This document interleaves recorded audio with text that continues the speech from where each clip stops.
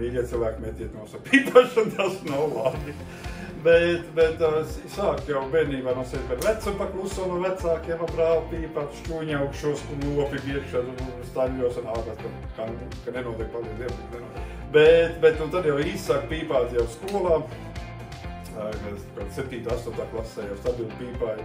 Tad vienreiz dzīvē mēģināju nomest, bet nesanāk, nevar nekādīgi, un tad tā jau uz Angliju, tur vispār stresains darbs, viss bija tur pīpāju, un tāpat, kas un ko tik nevar.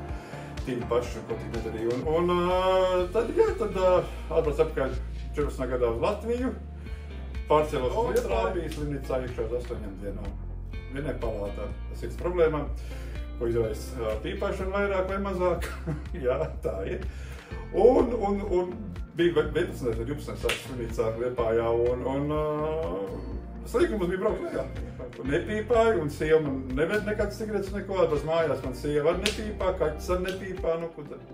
Un darbā strādāja viens pats.